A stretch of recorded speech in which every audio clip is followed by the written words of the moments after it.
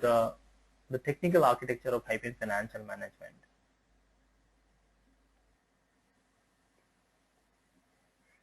So HFM Financial Management is legacy, a product from Hyperion. It used to call the Hyperion Enterprise, and later on 2007, Oracle acquired the complete HFM product suite. HFM Financial Management, what we are going to talk about today. What is HFM and the role of HFM in the complete enterprise performance management. Where does HFM stand, and what kind of technology or solution provide to the business. HFM is a more functional tool. So the path of learning should be understand the requirement, the need, and understand a tool utility, what tool can provide you. We understand what is actually financial management and consolidation means. And I'll try to correlate monthly closing cycle, how monthly closing cycle, and where does HFM fit into the complete monthly closing cycle.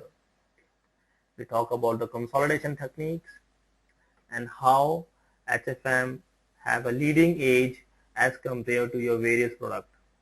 People claim we can do the consolidation in Excel sheet as well. You know, in typical spreadsheet you can perform consolidation. You can do consolidation through your a simple ERP tool. But how does HFM different from those? We'll talk about.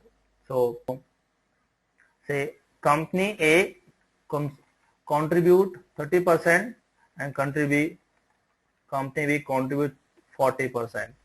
So ownership management, because A and B are the subsidiaries of the franchise, they do not give 100% of their profit to the parent. They give some percent of the profit to the parent as a royalty, right? So the expected output is 200, but ideally it will be 30 plus 70. 30% of 100 is 30, 40% of 100 is 40. So the consolidated value would be 70. You can specify ownership management, right? The same thing happened, when I look at this, what do you understand? Sunnyvale is 400, Foster City is 100.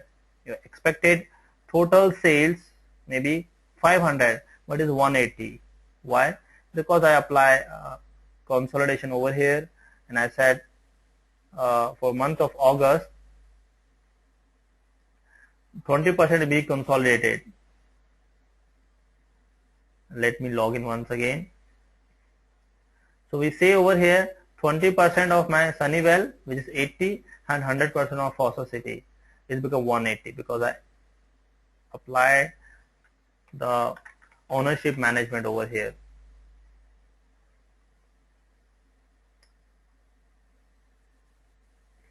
So you specify to what level of consolidation you would like. So I just show you, I apply over here ownership management rule.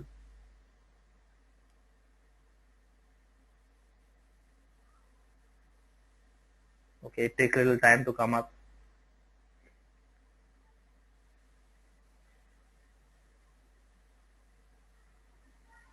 Or I let it come up. So the rule which I said over here, I have used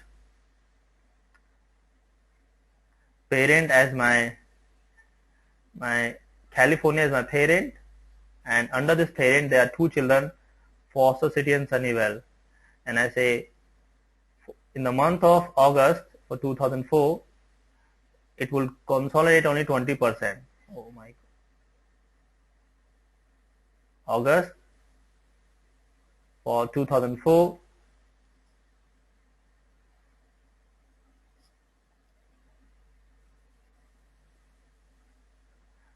it consolidate only 20%. See, Sunnyvale is getting consolidate 20% and Foster City is consolidating 100%. As a result of this, you see my rather than my output is 200, 500 is become 20% of Sunnyvale is 80 and 100% of this is 100 is become 180. It's a built-in capability. So you can specify ownership management, the customer consolidation. You also have option to define consolidation based on time. This is called organization structure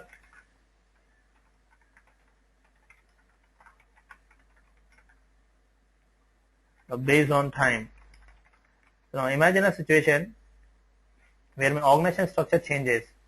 So my parent company has got 3 children, A, B and C, and in the month of January, this is my organization structure.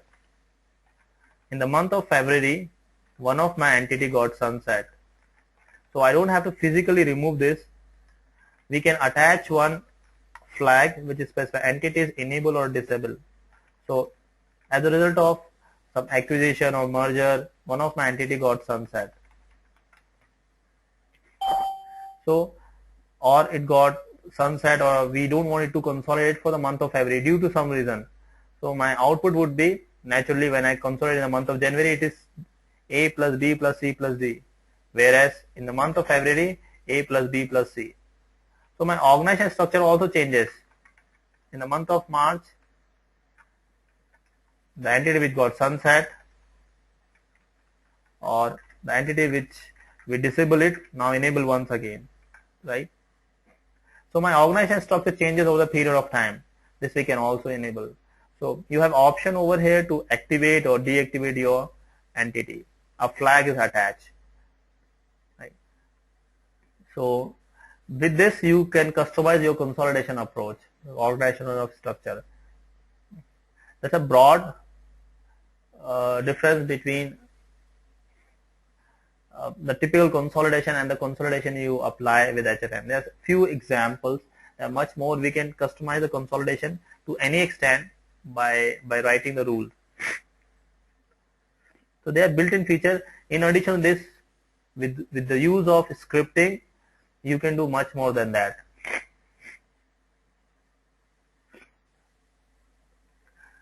So that's what consolidation means.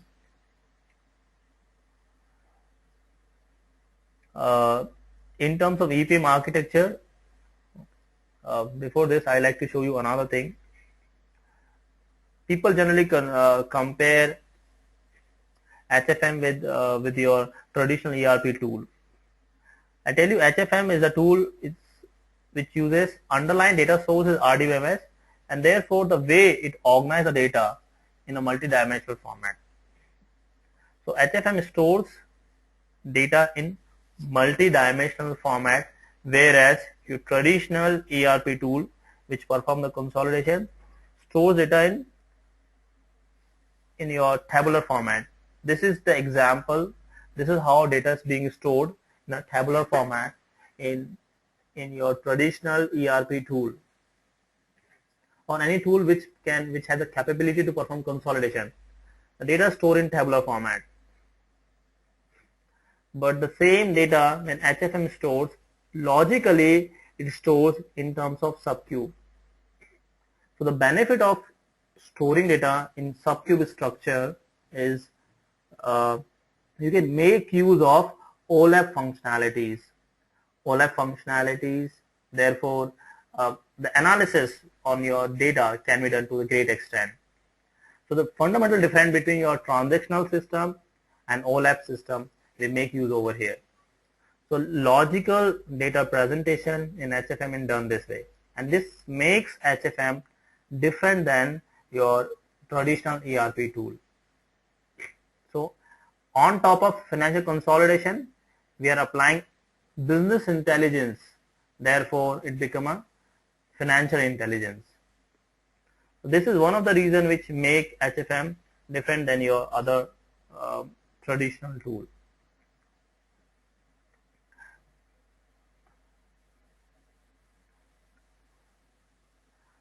A typical financial closing consists of these activities.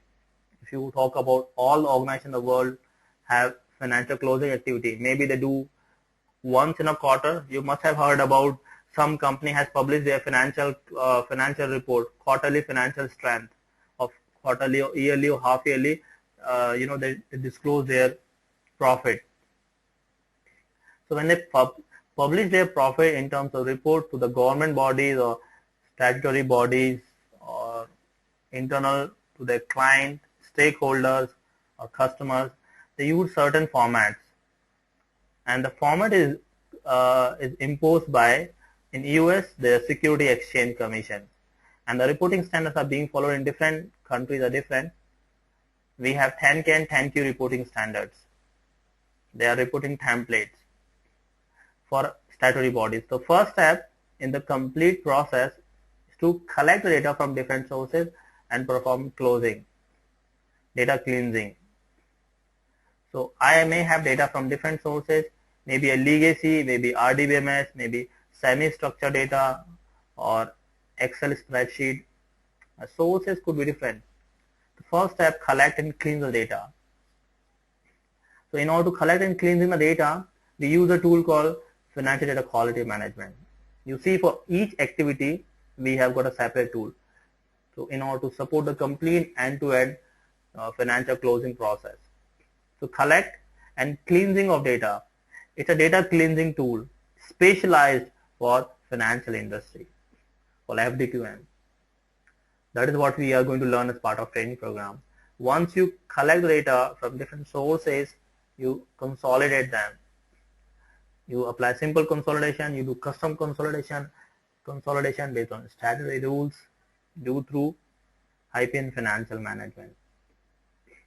And then you do two kind of reporting. Internal reporting, maybe you create monthly reporting for your management, a product profitability report, customer retention report, top 10 product report, or some variance report. This is an internal reporting, which you prepare through a smart view, and then finally you prepare external reporting through a tool called HFM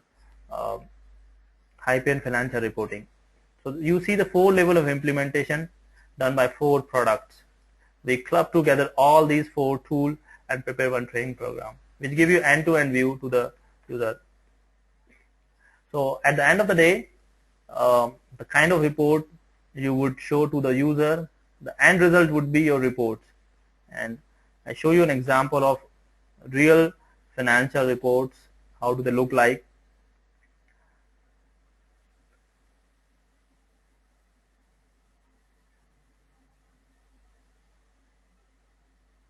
So a typical financial closing report look like this way. It's pretty bulky, so it takes little time to open.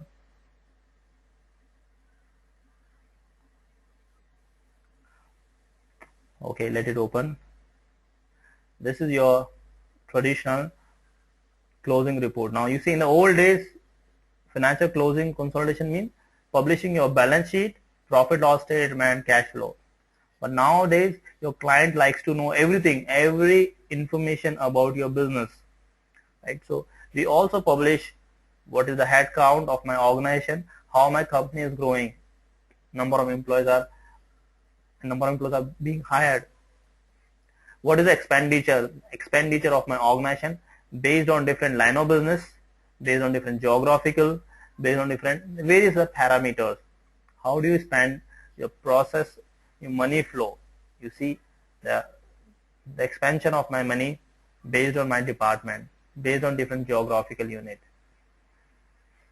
There are various revenue channels. You get revenue from banking and financial sector, telecom, a major market. So various channels through which you get the revenue. Your asset-based solution. What is your asset? Asset versus asset liability management, ALM ratio. Your talent retention policy, your financial performance of last 4 years, revenue from different operations, annual report, cash flow reporting, company performance trend. All these reports are created at the end of the day as part of your post financial consolidation. So in order to build such report, most important criteria is you should have faith on the number. The number should be correct or accurate. So HFM does this option. We have got multiple level of review which ensure that data goes through multiple level of review and it is correct and with no errors, isn't it? So that would be my end result. After all the process, we would be publishing such reports. So that's a brief about HFM Financial Management. We talk about the architecture and other aspects. Unfortunately, we are running short of time now. So